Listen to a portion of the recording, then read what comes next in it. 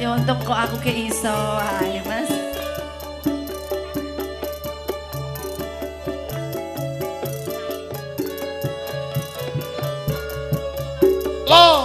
Lo.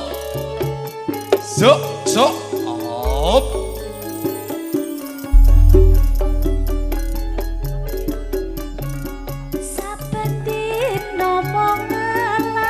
Mantur sembahyang panuwun Kang Mas Kapto.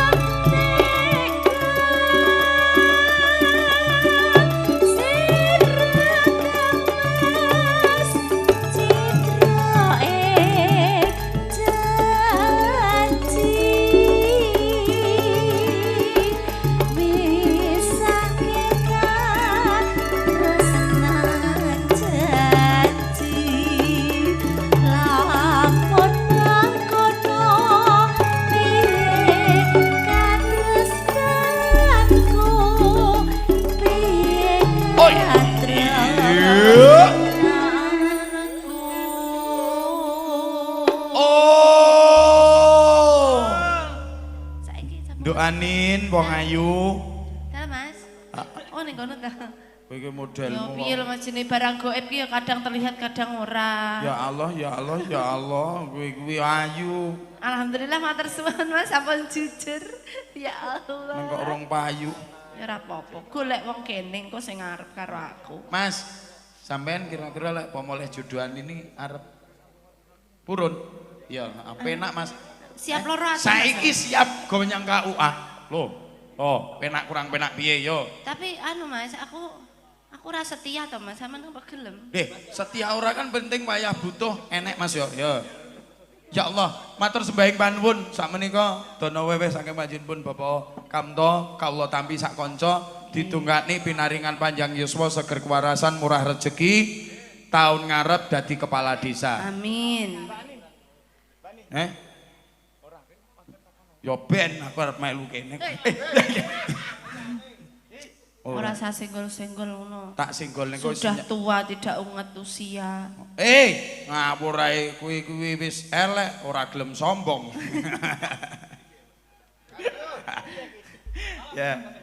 Ya niki Ora apa-apa, santai mawon to. Wis biasa mawon.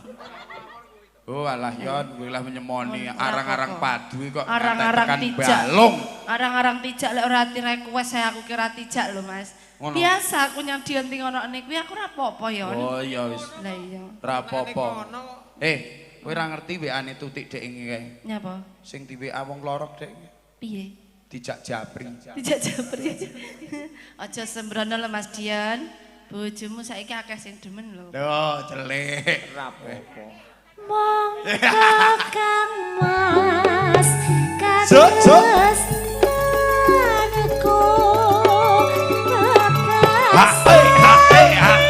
lo jok iya yo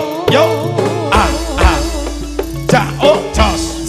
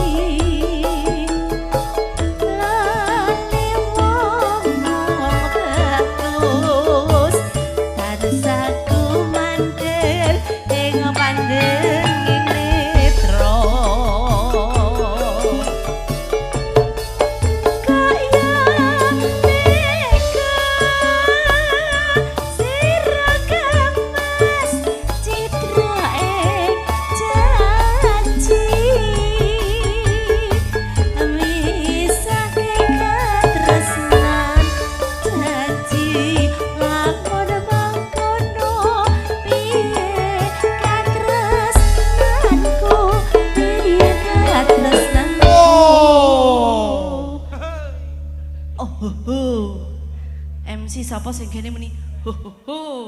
Oh, aku ora iso. Mongko Kang Mas katresnanku bebasane bisa minuku cunduk lan prasetya